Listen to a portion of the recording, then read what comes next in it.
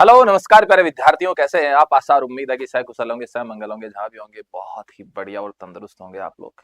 विद्यार्थियों, जैसा कि आप लोगों को पता है कि आरआरबी जो ग्रुप डी है 2025 के जो एग्जाम्स है जो लगातार चल रहे हैं, और कुछ चीजें हैं जो देखने को यहाँ पे ये मिलती है कि साइंस की अगर अपन लोग बात करें तो साइंस में जो इस रिप्रोडक्शन वाला जो चैप्टर आप लोगों के सामने है, पीछे थंबनेल पे आप लोग देख ही पा रहे हैं कि इस थंबनेल से इस रिप्रोडक्शन वाले चैप्टर से बहुत ही ज्यादा नंबर ऑफ क्वेश्चंस एग्जाम में देखने को मिल रहे हैं। तो इस पे आप लोग थोड़े से जो चीजें मैं आपको यहाँ पे इस वीडियो में बता रहा हूँ, उन चीजों पे थोड़ा सा फोकस कीजिएगा, उन चीजों को ध्यान से समझ लीजिएगा।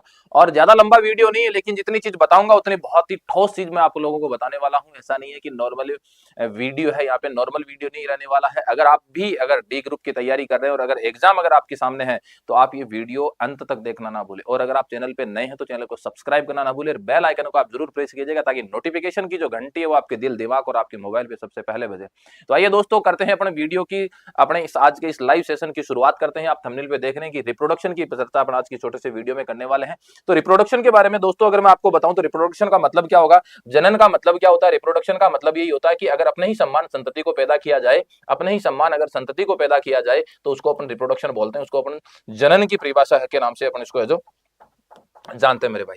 अब आप लोगों को अगर मैं बताऊं कि जो जनन होता है दो टाइप का होता है, एक तो होता है सेक्सुअल रिप्रोडक्शन, एक होता है एसेक्सुअल रिप्रोडक्शन। एक को तो अपन बोलेंगे सेक्सुअल रिप्रोडक्शन, एक को बोलेंगे एसेक्सुअल रिप्रोडक्शन। अलैंगिक जनन और लैंगिक जनन के नाम से अपन इसको जानते हैं। एसेक्सुअल रिप्रोडक्शन भी बोल सकते हैं और सेक्सुअल रिप्रोडक्शन के नाम से भी अपन इसको है जो जान सकते हैं। दो टाइप का आपके सामने जो होता है। तो जब भी अगर ऐसा सवाल एग्जाम में पूछेगा तो लैंगिक या सेक्सुअल रिप्रोडक्शन का मतलब क्या होगा, तो लैंगिक या सेक्सुअल जो रिप्रोडक्शन होता है उसका सीधा सा मतलब ये होता है कि इसके अंदर दो जीवों को शामिल किया गया है। कितने जीव होते हैं इसमें, दो जीव होते हैं। उसमें ओवम नर युग्मक और मादा युग्मक स्पर्म, अगर मानव शरीर की बात की जाए, ह्यूमन बॉडी की बात की जाए तो स्पर्म और ओवम का फॉर्मेशन मेरे भाई यहाँ पे होगा। एसेक्सुअल रिप्रोडक्शन का मतलब है कि इसमें किसी दूसरे जीव की आवश्यकता नहीं होती। कोई भी जीव होगा, कोई भी जीव होगा तो वो उसका शरीर दो भागों में डिवाइड या तीन भागों में डिवाइड हो जाएगा या एक भाग में डिवाइड हो जाएगा, इसका कोई बॉडी पार्ट टूट के अलग हो जाएगा तो उससे नए जीव का फॉर्मेशन हो जाएगा। उसी को अपन बोलते हैं एसेक्सुअल रिप्रोडक्शन। तो एक सेक्सुअल रिप्रोडक्शन होता है, एक एसेक्सुअल रिप्रोडक्शन होता है। दो टाइप का रिप्रोडक्शन होता है। पहले जो जो एग्जाम में पूछी जाने वाली चीजें हैं, एसेक्सुअल रिप्रोडक्शन की अगर मैं बात करूं तो यहाँ पे आपको कुछ चीजें याद रखनी। जैसे सबसे पहले आपको याद रखना फिजन। क्या याद रखना आपको, फिजन याद रखना। फिजन को अपन बोल सकते हैं विखंडन। और विखंडन का मतलब क्या होगा कि अगर कोई जीव अपने आप को दो भागों में डिवाइड कर ले और दोनों भाग अगर अलग अलग जीव का निर्माण कर दे, ऐसी स्थिति में क्या हो जाएगा, वहां पे विखंडन या अपन उसको बोलते हैं फिजन की प्रोसेस अपन उसको बोल सकते हैं। फिजन में आप एग्जाम्पल याद रखेंगे, कुछ बैक्टीरिया है, अमीबा है, यूग्लिना है, पैरामीशियम है, ऐसे एग्जाम्पल आपको याद रखना है। ज्यादातर जो इंपॉर्टेंट यहाँ पे रहेगा वो अमीबा रहेगा कि अमीबा में किस प्रकार का रिप्रोडक्शन पाया जाता है। तो आप सीधा सा आपका आंसर आना चाहिए कि अमीबा में जो पाया जाता है वो फिजन पाया जाता है, या अपन इसको बोल सकते हैं बाइनरी फिजन के नाम से अपन इसको बोल सकते हैं। सीधा फिजन आप इसको बोल सकते हैं। दूसरा अगर मैं बात करूं फ्रेगमेंटेशन की, अगर मैं बात करूं तो फ्रेगमेंटेशन का मतलब भी विखंडन ही होता है। फ्रेगमेंटेशन का मतलब भी क्या होगा, यहाँ पे विखंडन ही होगा। लेकिन आप लोग ध्यान से देखिए कि इसके अंदर जो आ रहे हैं वो स्पाइरोगायरा आ रहा है, प्लेनेरिया आ रहा है, समुद्री तारे, स्टारफिश या कई पौधे या कवक, मतलब ये बोटनी या प्लांट किंगडम से रिलेटेड है जो फ्रेगमेंटेशन काम में लिया जाता है। अगर अपन जूलॉजी की बात करें या एनिमल किंगडम की अगर अपन बात करें तो वहां पे आप लोग फ्रेगमेंटेशन को अपन यूज में नहीं करते। ये स्पाइरोगायरा, प्लेनेरिया, समुद्री तारे, स्टारफिश, कई पौधे, कवक के लिए है जो काम में लिया जाता है। लेकिन कई बार क्या करता है, स्टारफिश को दे देगा या कई बार क्या दे देगा, फंजाई को या समुद्री तारे वगैरह है जो यहाँ पे आपको ऑप्शन में देखने को मिलता है। उसके बाद में एक वर्ड आपके पास आ रहा है बडिंग। बडिंग को अपन क्या बोलते हैं, मुकुलन के नाम से जानते हैं। बडिंग को क्या बोलते हैं, मुकुलन के नाम से। मुकुलन का मतलब क्या होगा कि अगर कोई जीव होगा वो अपने शरीर के ऊपर, अगर उसको नया जीव बनाना होगा तो वो अपने शरीर के ऊपर एक बड बनाएगा। बड का मतलब एक मुकुल या एक स्पोर का फॉर्मेशन करेगा बॉडी के ऊपर। जैसे मान लो कि मेरी बॉडी के अंदर एसेक्सुअल रिप्रोडक्शन है तो मैं बडिंग की प्रोसेस को मैं काम में लूंगा मेरे शरीर के ऊपर। यहाँ पे मान लो कि मैं कोई दूसरा यहाँ पे मुकुल या बड का फॉर्मेशन करूंगा और फिर एक समय के बाद उस बड को यहाँ से क्या कर दिया जाएगा, अलग कर दिया। जो बड अलग हुआ है वो क्या नए जीव का फॉर्मेशन करेगा। उसी स्थिति को अपन बोलते हैं मुकुलन ईस्ट प्रोटोजोआ हाइड्रा। इसका आप लोग ये याद रखिएगा। सबसे इंपॉर्टेंट अगर इन सब में बात की जाए तो बड यहाँ पे सबसे ज्यादा इंपॉर्टेंट एग्जाम में है जो पूछा जा रहा है। उसके बाद में रीजनरेशन। रीजनरेशन का मेरे राजा यहाँ पे मतलब होगा पुनरुद्भवन। क्या होगा, रीजनरेशन का मतलब होता है यहाँ पे पुनरुद्भवन। पुनरुद्भवन में आप लोग प्लेनेरिया, स्पंज, हाइड्रा, ध्यान से सुनना मेरी बात को। हाइड्रा दोनों जगह काम में आ रहा है। बड में भी बडिंग में भी हाइड्रोकार्बन, ये हाइड्रा आ रहा है और रीजनरेशन में भी हाइड्रा आ रहा है। हाइड्रा दोनों जगह आ रहा है। ऐसे अगर आप प्लेनेरिया की बात करेंगे, प्लेटफॉर्म की बात करें, इसमें फ्रेगमेंटेशन भी होगा, प्लेनेरिया में रीजनरेशन भी होगा। ज्यादातर जो इनमें सबसे इंपॉर्टेंट है वो आपका स्पंज और हाइड्रा इंपॉर्टेंट रहने वाला। स्पंज और हाइड्रा को एग्जाम ने कई बार पूछा है कि स्पंज और हाइड्रा में कौन सा, तो इनमें से जो भी ऑप्शन आपको मिले वो आपका हो जाए। रीजनरेशन या पुनरुद्भवन का मतलब क्या, तो मेरे भाई आप लोगों को सीधा सा याद रखना, पुनरुत्भवन का मतलब है कि अगर कोई किसी जीव का कोई पार्ट अलग हो जाए, जो पार्ट अलग हुआ है वो नए जीव का फॉर्मेशन कर दे, पहले वाला तो नया है ही है, उसके अलावा जो दूसरा था वो अगर नए जीव का निर्माण कर दे, उसको बोलते हैं अपन रीजनरेशन या पुनरुत्भवन की प्रोसेस के नाम से उसको जानते हैं अपन, ठीक है। उसके बाद में एक आपका बचा मल्टीपल फ्यूजन, मल्टीपल फ्यूजन बोल सकते हैं अपन, इसको बोल सकते हैं बहुखंडन, क्या बोल सकते हैं, मल्टीपल फ्यूजन या बहुखंडन। कई बार इसको भी एग्जामिनर ने बहुत बार, कई बार क्या बहुत बार पूछा एग्जाम में। मल्टीपल फ्यूजन का मतलब आप एग्जाम्पल याद रखिएगा, प्लाज्मोडियम, ये वही है जो मलेरिया वाला जो प्लाज्मोडियम है, ये वही है, मलेरिया वाला प्लाज्मोडियम ही है। मलेरिया का जो प्लाज्मोडियम है, इसके अंदर क्या होगा कि जो प्लाज्मोडियम है, ये प्लाज्मोडियम क्या करेगा, अपनी बॉडी को बहुत सारे छोटे छोटे पार्ट में डिवाइड कर लेगा, अपनी बॉडी को बहुत सारे छोटे छोटे पार्ट में डिवाइड कर लेगा, और डिवाइड किए गए प्रत्येक पार्ट से क्या करेगा, नया प्लाज्मोडियम बनाएगा, समय के अकॉर्डिंग, अपनी परिस्थितियों के अकॉर्डिंग ही क्या करेगा, अपने आप को तोड़ेगा, तो बहुत सारे यहाँ पे प्लाज्मोडियम का फॉर्मेशन हो जाएगा। ये बात थी हमारी एसेक्सुअल रिप्रोडक्शन की, अलैंगिक जनन की यहाँ पे बात थी। अगली बात करेंगे अपन सेक्सुअल रिप्रोडक्शन की, वो भी किसमें, वो भी अपन बात करेंगे मानव में, कि मानव में जो सेक्सुअल रिप्रोडक्शन होता है, वो सेक्सुअल रिप्रोडक्शन कौन कौन सी मेथड के द्वारा, या इसमें कौन कौन सी प्रोसेस, कौन कौन से स्टेप काम में आते हैं। तो ध्यान से रात को यहाँ पे आपको सबसे पहले याद रखने वाली जो चीज है, वो आप लोगों को इनका क्रम याद रखना है कि गेमेटोजेनेसिस होगा, या अपन इसको बोल सकते हैं युग्मक जनन, दूसरा होगा इंसेमिनेशन, या अपन इसको बोल सकते हैं कोपुलेशन या गर्भाधान संभोग बोल सकते हैं, तीसरा आपको याद रखना है फर्टिलाइजेशन, निषेचन बोल सकते हैं, चौथा याद रखना इम्प्लांटेशन, आपको प्रत्यारोपण याद रखना है, चौथा बोल सकते हैं एम्ब्रियोजेनेसिस, अपन भ्रूणीय विकास या एम्ब्रियो डेवलपमेंट बोल सकते हैं, पांचों बोलेंगे अपन गेस्टेशन गर्भावस्था, और छठवां बोलेंगे पैटुरेशन प्रसव या प्रसव बोल सकते हैं अपन, प्रसव दो बार लिखा गया। चलो ठीक है, तो आप लोगों को ये स्टेप याद रखनी है, इस स्टेप के द्वारा ही एग्जाम में सवाल पूछ लेगा। इन स्टेप का मतलब क्या होगा, स्टेप का मतलब पहला गेमेटोजेनेसिस, गेमेटोजेनेसिस या युग्मक जनन का मतलब होता है कि नर और जो मादा होगा, इसमें युग्मक का फॉर्मेशन होगा। जैसे हम स्टेप बाय स्टेप जो एग्जाम में पूछी जाने वाली चीजें, इसकी बात करते हैं। सबसे पहला वर्ड आपके सामने है युग्मक जनन या गेमेटोजेनेसिस। अगर मैं एक मेल बॉडी की बात करूं, तो मेल बॉडी का जो गेमिट होगा, मेल बॉडी का जो गेमिट होगा, उस गेमिट का नाम आप लोगों के सामने आपको याद रखना है स्पर्म, या आप बोल सकते हैं शुक्राणु। क्या बोल सकते हैं आप, स्पर्म बोल सकते हैं, या अपन इसको बोल सकते हैं शुक्राणु। क्या बोल सकते हैं, शुक्राणु। अब इस शुक्राणु का फॉर्मेशन अगर बॉडी में होगा, तो वो बॉडी में फॉर्मेशन होगा स्पर्मेटोजेनेसिस। ये प्रोसेस है, इंपॉर्टेंट है, एग्जामिनर सवाल इसको पूछ सकता है कि स्पर्म या शुक्राणु का फॉर्मेशन का जो मेथड होता है, उस मेथड को या उस विधि को किस नाम से जाना जाता है। तो आपका आंसर आना चाहिए कि स्पर्म बनने की जो फॉर्मेशन होती है, उसको बोलते हैं स्पर्मेटोजेनेसिस। किस नाम से जानते हैं, स्पर्मेटोजेनेसिस के नाम से जानते हैं। अगला सवाल आपको शुक्राणु से याद रखना है, स्पर्म से याद रखना है कि स्पर्म जो होगा मानव की स्मॉलेस्ट सेल है, मानव शरीर की सबसे छोटी अगर सेल की बात करेगा, तो आप लोगों को क्या बताना है, तो आप लोगों को बताना है स्पर्म या शुक्राणु, आप लोग यहाँ पे है जो बता सकते हैं। स्पर्म को कम टेम्परेचर की आवश्यकता होती है, अगर टेम्परेचर ज्यादा मिलेगा तो ये मर जाएगा। जैसे फीमेल बॉडी में जाने के बाद 10 से 15 मिनट के बाद इसकी डेथ हो जाती है। अगर ये मैं बात करूं कि इसका स्टोरेज कहां होता है, तो अपन बोलेंगे इसका स्टोरेज होता है सेक्रोटम वाले पार्ट में। जो टेस्टिस होती है, उसका एक पार्ट होता है जिसको बोलते हैं सेक्रोटम। क्या बोलेंगे, उसको बोलेंगे सेक्रोटम। इस सेक्रोटम वाले पार्ट में क्या होगा, ये स्टोर होगा। क्यों, क्योंकि यहाँ का टेम्परेचर क्या होता है, कम। अधिवर्षण बोल सकते हैं, सेक्रोटम वाला पार्ट अपन इसको बोल सकते हैं। तीसरा यहाँ से सवाल पूछा जाता है कि शुक्राणु को पोषण कौन प्रदान करता है। तो आप लोगों को मेरे भाई याद रखना कि शुक्राणु को जो पोषण प्रदान करता है, वो करता है सर्टोली सेल। कौन करेगा, सर्टोली सेल है जो इसको पोषण देगा, इसको जो न्यूट्रिशन प्रदान करेगा, वो सर्टोली सेल के माध्यम से मेरे भाई यहाँ पे जो किया जाएगा। इतनी बात आपकी क्लियर हुई कि स्पर्म क्या होगा, स्पर्म क्या बनेगा, स्पर्म मेल में बनेगा, और मेल में कहां से बनेगा, मेल में बनेगा टेस्टिस से, या अपन बोल सकते हैं वृषण से बनेगा, या अपन बोल सकते हैं टेस्टिस से बनेगा। टेस्टिस से स्पर्म बनेगा, बनने की प्रोसेस को क्या बोलेंगे, स्पर्मेटोजेनेसिस बोलेंगे। ये स्पर्मेटोजेनेसिस के दौरान शुक्राणु का निर्माण हुआ। शुक्राणु का निर्माण होने के बाद ये जो शुक्राणु होता है, इसकी संरचना कुछ ऐसी होती है। इसके 3 पार्ट होते हैं, एक तो आगे वाला पार्ट होता है, एक मध्य का पार्ट, शीर्ष भाग बोल सकते हैं, मध्य भाग, और टेल वाला पार्ट, पूंछ वाला भाग बोल सकते हैं। इसका ये जो पार्ट होता है ना, ये पार्ट, इसको बोलते हैं एक्रोसोम। याद रखना, शुक्राणु का एक ऐसा पार्ट जो अंडाणु को, इस अंडाणु को, भाई महिलाओं के अंदर क्या है, ओवम है, अंडाणु, इस अंडाणु को, ओवम को जो छेदेगा, जो विच्छेदित करेगा, तो तोड़ेगा, वो तोड़ने वाला पार्ट भी कौन सा, याद रखना आपको, एक्रोसोम। एग्जामिनर ने बहुत बार पूछा मेरे भाई, तो याद रखना कि शुक्राणु का एक्रोसोम पार्ट जो सबसे आगे वाला पार्ट होता है, जो शीर्ष वाला पार्ट होता है, वो इस अंडाणु को, इस ओवम को विभेदने का काम करता है, छेदने का काम करेगा, ये इसको तोड़ देगा। बाकी मध्य भाग में क्या पाए जाते हैं, माइटोकॉन्ड्रिया पाए जाते हैं, जो इसको एनर्जी प्रोवाइड करवाते हैं। क्या प्रोवाइड, एनर्जी प्रोवाइड करवाते हैं। ठीक है, इतनी बातें आप लोगों को यहाँ से। दूसरा आप लोगों को याद रखना है ओजेनेसिस। ओजेनेसिस का मतलब अपन क्या बोलेंगे, ओजेनेसिस का मतलब है कि फीमेल बॉडी में बनेगा। कौन सी बॉडी में, फीमेल बॉडी में बनेगा, और फीमेल बॉडी में ओजेनेसिस के दौरान क्या बनेगा, ओवम बनेगा। क्या बनेगा, ओवम बनेगा, या अपन इसको बोलेंगे अंडाणु। तो प्रोसेस भी आप लोगों को याद रखनी है। और ये जो ओवम बनी, ये मानव शरीर की सबसे लार्जेस्ट सेल है।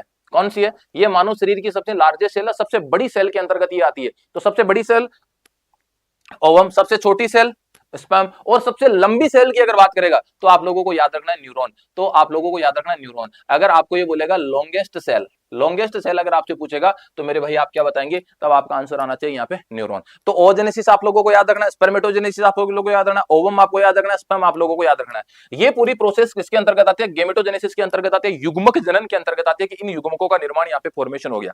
अगला सवाल भाई मैं आप लोगों को यहाँ पे बता रहा हूं कि मानव शरीर के अंदर जब भी आपको सेल डिवीजन की बात करेगा, जब भी आपसे सेल डिवीजन की बात करेगा तो सेल डिवीजन के अंदर आप लोगों को याद रखना दो टाइप का सेल डिवीजन होता है। एक तो होता है मियोसिस, एक होता है माइटोसिस।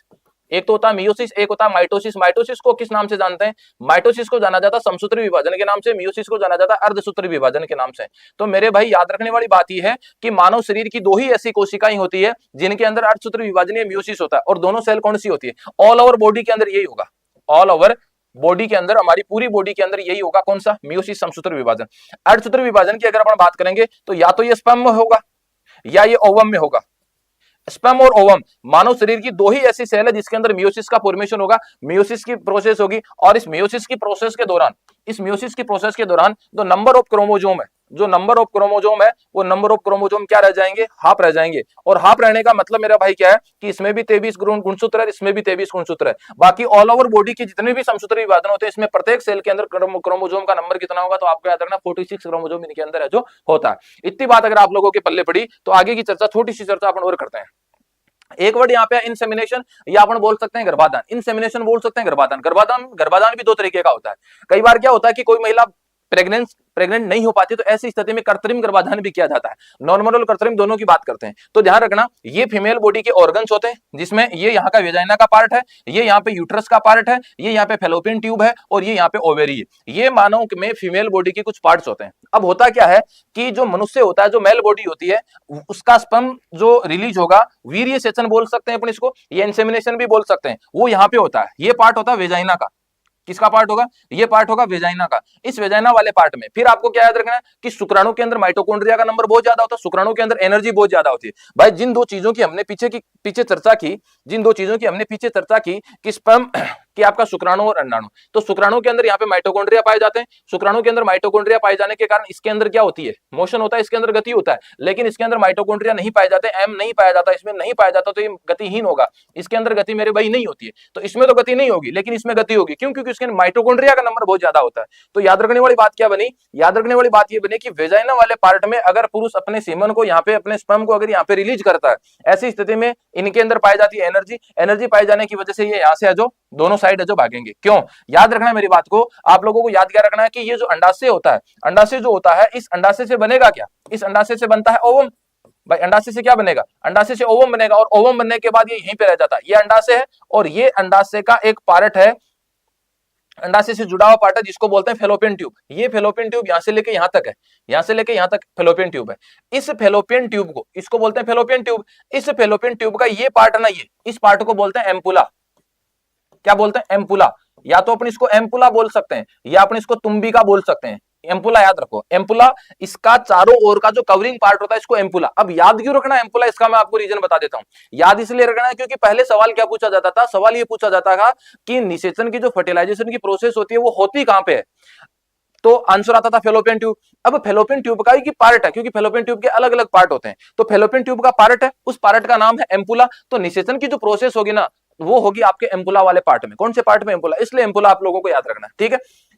अब देखो, निषेचन प्राप्त करने के लिए शुक्राणु को मादा के प्रजनन पथ में प्रविष्ट कराने की प्रक्रिया को क्या बोलते हैं, इंसेमिनेशन बोलते हैं। अब ये दो टाइप का हो सकता है, या तो कृत्रिम गर्भाधान एआई आर्टिफिशियल इंसेमिनेशन हो सकता है, या अंतः गर्भाशय गर्भाधान इंटरयूटाइन इंसेमिनेशन आईयूआई हो सकता है। दोनों वर्ड याद रखने कि आईयूआई का मतलब क्या है, एआई का मतलब क्या है। एआई का मतलब है कृत्रिम गर्भाधान, इसका मतलब है अंतः गर्भाशय गर्भाधान, ठीक है। अब पुरुष यहां से शुक्राणु रिलीज करेगा, बॉडी के अंदर दोनों तरफ जाएंगे, इधर भी जाएगा स्पर्म, इधर भी जाएगा। क्यों? क्योंकि महिलाओं में ओवेरी का नंबर कितना होगा, 2 होगा। उसके बाद में जो स्पर्म आएगा वो इधर से आएगा, और मैंने आपको बोला कि जो स्पर्म होता है उसके अंदर क्या होता है, मोशन होता है, उसके अंदर गति होती है, क्योंकि उसके अंदर क्या पाया जाता है, माइटोकॉन्ड्रिया पाया जाता है। लेकिन अगर अपन ओवम की बात करें तो ओवम यहां से रिलीज होकर यहीं टूट जाएगा, यहीं रह जाएगा, यहां रहेगा, ये गति नहीं करेगा। तो ये किसका वेट करेगा, ये वेट करेगा स्पर्म का, और स्पर्म का वेट करेगा, तब जाके यहां से जो मिलेगा। इसी स्थिति को अपन क्या बोलते हैं, इंसेमिनेशन। अगला पॉइंट आप लोगों के सामने मेरे भाई, आपको याद रखना कि फर्टिलाइजेशन एंड इंप्लांटेशन को किस नाम से जाना जाता है। फर्टिलाइजेशन का मतलब सीधा सा होता है निषेचन। अब निषेचन की प्रोसेस मैंने आप लोगों को बताई, मैंने क्या बोला, मैंने आपको ये बोला कि जो वेजाइना वाला पार्ट होता है, इस वेजाइना वाला पार्ट से स्पर्म जाएगा यहाँ, स्पर्म आएगा किस पार्ट में, स्पर्म आएगा इस ओवम के पास, इन अंडाणु के पास, अंडाणु यहाँ से रिलीज हुआ, रिलीज होने के बाद अंडाणु यही रुकेगा। अब याद क्या रखना है, याद ये रखना कि फर्टिलाइजेशन होगा कहाँ, तो आप लोगों को याद रखना फर्टिलाइजेशन होगा एम्पुला पार्ट में। और एम्पुला किसका पार्ट है, तो अपन बोलेंगे एम्पुला फेलोपियन ट्यूब का पार्ट, किसका पार्ट है, फेलोपियन ट्यूब का। तो याद रखने वाली बात क्या हुई कि जो फर्टिलाइजेशन होगा, जो निषेचन होगा, या तो एम्पुला को बोलेंगे या अपन बोलेंगे फेलोपियन ट्यूब, दोनों स्थिति में अपन याद रख सकते हैं। तो यहाँ एम्पुला या फर्टिलाइजेशन की प्रोसेस होने के बाद यहाँ पे नाम लिखा गया फर्टिलाइज्ड एग, जो फर्टिलाइज्ड एग बनेगा वो सबसे पहले जाइगोट बनेगा। तो याद रखने वाली बात क्या है, याद रखने वाली बात क्या ये है कि एक तरफ है फीमेल बॉडी और दूसरी तरफ है मेल बॉडी, एक तरफ है फीमेल बॉडी, दूसरी तरफ है मेल बॉडी। मेल बॉडी की अगर अपन बात करें तो यहां से बनेगा स्पर्म, क्या बनेगा, स्पर्म। और अगर फीमेल बॉडी की बात करेंगे तो यहां से बनेगा ओवम, और ओवम और स्पर्म दोनों आपस में जहां मिलेंगे उस स्थान को किस नाम से जाना जाता है, तो आप बोलेंगे इस स्थान को जाना जाता है एम्पुला के पार्ट नाम से, एम्पुला, या अपन बोलेंगे फेलोपियन ट्यूब के नाम से। तो यहां से जब ये दोनों आपस में मिलेंगे तो बनेगा क्या, तो यहाँ पे आपको याद रखना है जाइगोट, क्या याद रखना है, जाइगोट। और याद रखना है जाइगोट बोल सकते हैं या युग्मक बोल सकते हैं, क्या बोल सकते हैं, युग्मक बोल सकते हैं। इस प्रोसेस को बोलेंगे युग्मक जनन, कि युग्मकों का फॉर्मेशन हो गया, युग्मक जनन, या अपन इसको युग्मनज बोल सकते हैं, युग्मनज बोल दो, जाइगोट बोल दो। इस जाइगोट के अंदर जो नंबर ऑफ क्रोमोसोम होगा वो कितना होगा, 46 होगा। लेकिन फीमेल बॉडी का जो ओवम इसके अंदर 23 होगा, और इसमें भी कितना होगा, 23। हर एक क्वेश्चन एग्जाम में बहुत ही अच्छे तरीके से, शानदार तरीके से पूछा गया है, तो हर एक चीज को कवर करते हुए चलना है। वीडियो ज्यादा लंबा नहीं है लेकिन आपको आनंद आ रहा होगा। अगर आपको वीडियो में आनंद आ रहा है तो मेरे भाई आप अभी के अभी तुरंत के तुरंत है जो सब्सक्राइब करें चैनल को, और चैनल को सब्सक्राइब करने के साथ साथ आप लोगों को बेल आइकन को जरूर प्रेस करना है, क्योंकि ऐसे ही शानदार वीडियो आप लोगों को यहाँ पे जो मिलते हैं, ठीक है। तो यहाँ पे जाइगोट बना, याद क्या रखना, फीमेल बॉडी में ओवम बनेगा, मेल बॉडी में स्पर्म बनेगा, दोनों के अंदर क्या होगा, मियोसिस की प्रोसेस होगी। मियोसिस की प्रोसेस के दौरान 23 गुणसूत्र बचेंगे, जब दोनों आपस में मिलेंगे तो जाइगोट बनेगा। जाइगोट के अंदर गुणसूत्र का नंबर कितना होगा, 46 होगा। इसी प्रोसेस को अपन क्या बोलते हैं, फर्टिलाइजेशन बोलते हैं। तो फर्टिलाइजेशन का मतलब है जाइगोट का फॉर्मेशन हो जाना, फर्टिलाइजेशन का मतलब है जाइगोट का फॉर्मेशन हो जाना। और जाइगोट के अंदर जो गुणसूत्र क्रोमोसोम पाए जाएंगे वो हैप्लॉइड प्रकृति के अंदर किसमें आएंगे, हैप्लॉइड प्रकृति, अपन इसको बोल सकते हैं 2n के रूप में पाए जाते हैं, ठीक है। मेरी बात समझ में आई आपके। तो इस स्थिति को हमने बोल दिया यहाँ पे फर्टिलाइजेशन। अब फर्टिलाइजेशन होने के बाद यहाँ पे लिखा है इम्प्लांटेशन। इम्प्लांटेशन का मतलब होता है अंतररोपण। इम्प्लांटेशन का मतलब होता है अंतररोपण। अंतररोपण का मतलब क्या है, अंतररोपण का मतलब है कि बेबी यहाँ बड़ा नहीं होगा, बच्चा यहाँ बड़ा नहीं होगा, सिर्फ शुरुआत हुई है, बच्चे बनेंगे।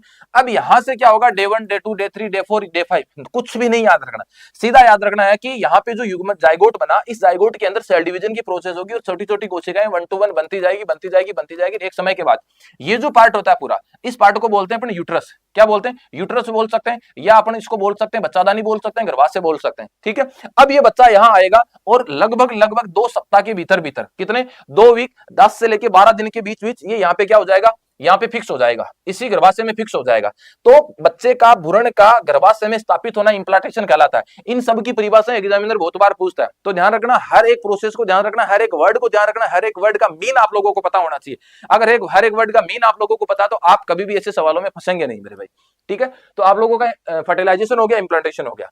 अगला पॉइंट आपको क्या बोलेगा, अगला पॉइंट याद रखना आपको कि जब कोई भी बच्चा, जब कोई भी बेबी अगर किसी वोम्ब के अंदर, किसी गर्भाशय के अंदर, बच्चेदानी के अंदर अगर स्थापित होता है, स्थापित होने के बाद क्या करेगा, सीधी सी बात है कि उसके अंदर उसको क्या चाहिए, न्यूट्रिशन चाहिए। अब न्यूट्रिशन कहां से लेगा, तो ध्यान रखना मेरे भाई, आपको याद रखने वाली बात यह है कि अगर कोई भी बच्चा मां के गर्भाशय में स्थापित होता है, इम्प्लांटेशन अगर उसका होता है, तो ऐसी स्थिति में उसकी बॉडी में एक नाल बन जाती है जिसको बोलते हैं गर्भनाल। किस नाम से जानते हैं, उसको बोलते हैं गर्भनाल। इंग्लिश में बोलेंगे अपन प्लेसेंटा, या हिंदी में अपन इसको अपरा के नाम से भी जान सकते हैं। अपरा बोल दो, गर्भनाल बोल दो, प्लेसेंटा बोल दो, जो हमारी नाभि में होती है। हमारी नाभि के साथ हम अपनी माँ के साथ जुड़े हुए थे और उसी से हमें क्या मिला था, उसी से हमें हर एक फूड मिल रहा था, ठीक है, हमें न्यूट्रिशन मिल रहा था। तो यहाँ लिखा कि एक अस्थायी अंग जो गर्भाशय में विकसित होता है केवल और केवल प्रेगनेंसी के समय, केवल और केवल जब तक बच्चा मां के पेट में, तब तक उसके अंदर यहाँ से प्लेसेंटा के माध्यम से उसको भोजन मिलता है। अब एग्जामिनर क्या पूछ रहा है, एग्जामिनर पूछ रहा है कि प्लेसेंटा से कौन कौन से हार्मोन रिलीज होते हैं, प्लेसेंटा से कौन कौन से हार्मोन रिलीज होते हैं। तो याद रखने वाली बात है कि प्लेसेंटा से हार्मोन रिलीज होगा HCG, प्लेसेंटा से हार्मोन रिलीज होगा HCG, प्लेसेंटा से हार्मोन होगा HPL, प्लेसेंटा से हार्मोन होगा रिलैक्सिन, प्रोजेस्टेरोन, एस्ट्रोजन। ये 5 हार्मोन आप लोगों को मेरे राजा याद रखने, कितने, 5, कि जो प्लेसेंटा है उससे हार्मोन होगा HCG, human chorionic gonadotropic, HPL, human placental lactogen, relaxin, progesterone और एस्ट्रोजन, ठीक है मेरे भाई। इन 5 में से एक सवाल आपको अलग और याद रखना है भाई। प्लेसेंटा बॉडी को क्या करती है, फूड प्रोवाइड करवाती है, न्यूट्रिशन प्रोवाइड करवाती है। प्लेसेंटा कब बनता है, जब बच्चा मां के पेट के अंदर, या अपने ऐसा बोल सकते हैं वोम्ब के अंदर, बच्चेदानी के अंदर स्थापित हो जाता है, तब प्लेसेंटा का निर्माण बॉडी के अंदर होता है। अगला सवाल आपको एग्जामिनर ये पूछ रहा है कि अगर कोई महिला प्रेग्नेंट है, उस प्रेगनेंसी के दौरान अगर वो प्रेग्नेंट है या नहीं है इसका पता लगाया जाता है। तो इसका पता लगाए जाने के लिए किस हार्मोन का यूज किया जाता है, जो यूरिन के अंदर पाया जाता है। तो वो यूरिन के अंदर जो हार्मोन पाया जाता है, वो यूरिन के अंदर हार्मोन पाया जाता है HCG। तो एग्जामिनर क्या पूछेगा कि प्रेगनेंसी की जांच के लिए किस हार्मोन का यूज होगा, कौन से हार्मोन के द्वारा प्रेगनेंसी की जांच की जाती है। तो आप लोगों को याद रखना है कि प्रेगनेंसी के लिए जो हार्मोन जांचा जाता है वो जाता है HCG, human chorionic gonadotropic hormone की जांच की जाती है। ये सारी चीजें आपको प्लेसेंटा से मेरे भाई याद है जो रखनी है, ठीक है। अब आगे जो सवाल पूछे जा रहे हैं, आगे की प्रोसेस से सवाल कम पूछे जा रहे हैं। आगे की जो प्रोसेस आप लोगों के सामने है, मैंने आपको जो बताई थी, इसमें क्या है, इसमें आप लोगों को इम्प्लांटेशन तक की तो बात कर दी क्योंकि यहां तक सवाल पूछ रहा है। अब आगे आपको है एम्ब्रियोजेनेसिस, भ्रूणीय विकास। जो भ्रूणीय विकास होगा वो कितने महीने तक होगा, तो अपन बोलेंगे वो होगा लगभग 40 सप्ताह देगा। तो आपको 40 सप्ताह एग्जाम में मिलेगा, या आपको 38 सप्ताह या 39 सप्ताह आपको ऑप्शन में मिलता है। अगला सवाल आपको यहाँ पे ये बोल सकता है कि जो गर्भकाल का मान होगा वो 280 या 290 दिन होगा, 280 या 290 दिन, या अपन इसको क्या मानते हैं, 9 महीने मानते हैं। क्या मानते हैं, 9 महीने की जब बच्चे का डेवलपमेंट होगा वो कितने दिन तक होगा, तो अपन बोल सकते हैं 40 वीक, या अपन 280 दिन मान सकते हैं। तो ये हो गया आपका भ्रूणीय विकास। फिर है गर्भावस्था के अंतर्गत अपन ये बोल सकते हैं कि जब बच्चा जन्म ले रहा है, तो गर्भावस्था का मतलब है कि 7वें महीने तक बच्चा प्रॉपर बन गया, उसके अंदर डेवलपमेंट हो रहा है। फिर हो रहा है पेटुरेशन, या अपन बोल सकते हैं प्रसव। तो याद रखना कि जो बच्चा बनेगा, बनने के बाद उसका क्या होगा, प्रसव होगा। तो प्रसव हमेशा क्या बनेगा, प्रसव का मतलब है फीटस। तो याद रखना कि जो बच्चा जन्म ले रहा है, उस जन्म ले रहे बच्चे को किस नाम से जाना जाता है, फीटस के नाम से जाना जाता है। जो बच्चा जन्म ले रहा है उसको फीटस के नाम से जाना जाता है, मेरे भाई ध्यान रखना। अब आप लोगों को आगे याद रखने वाली जो चीज है इसमें वो है ये कि ये सवाल बहुत ज्यादा पूछ रहा है। सवाल क्या पूछ रहा है कि हमें ये प्रोसेस चाहिए ही नहीं, हमें कहने का मतलब बच्चा नहीं चाहिए। अब ऐसी स्थिति में बच्चे को कंट्रोल करना, मतलब गर्भ पे नियंत्रण करना है। तो गर्भ पे नियंत्रण करने के लिए सबसे पहला जो मेथड है वो ज्यादा यूज में लिया जा रहा है, कॉपर टी। क्या है कॉपर टी का मतलब कॉपर लूप बोल सकते हैं, यूआईडी के नाम से अपन इसको जान सकते हैं, यूआईडी के नाम से जान सकते हैं, या कॉपर टी के नाम से जान सकते हैं। तो कॉपर टी का मतलब है कि तांबे का एक संरचना है, ये टी के आकार की, इस आकार की तांबे की संरचना है, इस आकार की तांबे की संरचना है जो महिला के गर्भाशय के अंदर रोपित किया जाता है। ये महिला है, ये फीमेल बॉडी है। इस फीमेल बॉडी के अंदर, ये फीमेल बॉडी है, इस फीमेल बॉडी के अंदर अगर इस यूट्रस वाले पार्ट के अंदर एक लूप स्थापित कर दिया जाए, जो संरचना किसकी बनी होती है, तांबे की बनी होती है, इसको बोला जाता है कॉपर टी। किस नाम से जानते हैं, इसको जानते हैं कॉपर टी के नाम से जानते हैं। अब ये कॉपर टी क्या करेगा, ये कॉपर टी बनाएगा कॉपर के ऑक्साइड, और कॉपर के ऑक्साइड स्पर्म को क्या कर देते हैं, डीएक्टिवेट कर सकते हैं।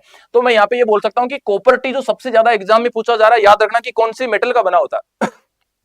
तो आप लोगों को याद रखना है कि इसकी जो मेटल होती है वो कॉपर होती है। और यहाँ पे ये क्या बनाएगा, क्यों, क्योंकि इसका नेचर एसिडिक नेचर का होगा। भाई महिलाओं का जो वेजाइना होगा एसिडिक नेचर का होगा, और एसिडिक नेचर की वजह से यहाँ पे क्या बनेगा, कॉपर ऑक्साइड बनेगा। और कॉपर ऑक्साइड बनने की वजह से जो भी स्पर्म यहाँ पे जाएगा वो स्पर्म तुरंत का तुरंत क्या हो जाएगा, डीएक्टिवेट। तो याद रखना कि कॉपर टी क्या काम करता है, बहुत पूछ रहा है, ठीक है। तो आप देख सकते हैं लूप तांबे का बना होता है, शुक्राणु को क्या कर देगा, मार देगा। दूसरा आप लोगों को याद रखना कॉन्डोम का निर्माण आइसोप्रीन, ये एक प्रकार का बहुलक है, या अपन इसको बोल सकते हैं पॉलीमर। क्या बोल सकते हैं, या तो अपने इसको बोल सकते हैं पॉलीमर, या अपन इसको बोल सकते हैं बहुलक। तो आप लोगों को किस रबड़ का किस प्लास्टिक का बना होता है, तो दो चीज याद रखनी है। एक तो आपको याद रखना है पॉलीआइसोप्रीन, दूसरा याद रखना आपको पॉलीयूरेप्रीन। 2 पॉइंट आप लोगों को यहाँ पे याद रखना है। तीसरा पॉइंट आप लोगों को याद रखना फेविडोम, तीसरा वर्ड आप लोगों को याद रखना फेविडोम, या अपन इसको बोल सकते हैं मादा कंडोम के नाम से अपन इसको जानते हैं, लेकिन एग्जाम में नहीं आता। अगला सवाल आपको पूछेगा ट्यूबेक्टोमी और वेसेक्टोमी। ट्यूबेक्टोमी होता है पुरुष नसबंदी के नाम से इसको अपन जानते हैं, पुरुष नसबंदी के नाम से जानते हैं। एग्जामिनर क्या बोलेगा कि पुरुष नसबंदी के सॉरी ये महिला नसबंदी है, ट्यूबेक्टोमी फेलोपियन ट्यूब के नाम से अपन इसको जानते हैं, फेलोपियन ट्यूब के नाम से जानते हैं। ऐसे याद रखना कि फेलोपियन ट्यूब में टी आ रहा है तो इधर भी ट्यूबेक्टोमी आ रहा है। और वेसेक्टोमी को आप ऐसा बोलेंगे वेस्ट डिफरेंस के नाम से इसको जाना जाता है। अगर किसी पुरुष की वेस्ट डिफरेंस को बांध दिया जाए तो उसको बोला जाता है पुरुष नसबंदी, और महिलाओं की अगर फेलोपियन ट्यूब को बांध दिया जाए तो उसको बोला जाता है ट्यूबेक्टोमी। दोनों को याद रखना, पुरुष नसबंदी को किस नाम से जाना जाता है और महिला नसबंदी को किस नाम से जाना जाता है, उसके अलावा इसमें कुछ नहीं दिया जाता। अगला आप लोगों को याद रखना है कौन सा, कॉन्ट्रासेप्टिव पिल्स। कॉन्ट्रासेप्टिव पिल्स का मतलब है गर्भ निरोधक गोलियां। ये गर्भ निरोधक गोलियां अगर कोई महिला प्रेग्नेंट हो जाए तो ऐसी स्थिति में 1 महीने के बाद, अगर ये 2 महीने के बाद अगर टेबलेट ली जाए तो इनके अंदर क्या होता है, एस्ट्रोजन और प्रोजेस्टेरोन हार्मोन को रिलीज करवाने के क्या होते हैं, रसायन होते हैं। वो बहुत ज्यादा मात्रा में रिलीज करवाते हैं, और ज्यादा मात्रा में जब रिलीज करवाए जाएंगे तो जो भी बच्चा अंदर बन रहा है उस बच्चे में असंतुलन पैदा होगा और बच्चा अपने आप को क्या कर देगा, तोड़ देगा। इतनी चीज आप लोगों को, हाँ एक सवाल इस पे आप जरूर गौर कीजिएगा कि इन सब के अंदर अगर कोई अपने से बोल सकते हैं कि चिकित्सा पद्धति कौन सी है, तो आप लोगों को 2 ही वर्ड याद रखने, या तो आप लोगों को ट्यूबेक्टोमी या आप लोगों को याद रखना वेसेक्टोमी। तो कैसा लगा दोस्तों वीडियो? अगर आप ऐसे ही वीडियो जानना चाहते हैं और अगर ग्रुप डी में अगर आप लोगों को सिलेक्शन लेना है और किस तरीके के एग्जाम है जो एग्जाम में पूछे जा रहे हैं, किस तरीके के सवाल। अगर ऐसे सवालों के जवाब जानना चाहते हैं और अगर आप किसी भी वैकेंसी के बारे में तुरंत अपडेट जानना चाहते हैं तो हमारे इस यूट्यूब चैनल को आप सब्सक्राइब करें, बेल आइकन को आप जरूर प्रेस कीजिएगा ताकि नोटिफिकेशन आप लोगों के पास सबसे पहले पहुंचे। जय हिंद, जय भारत दोस्तों, मिलते हैं अगले वीडियो में।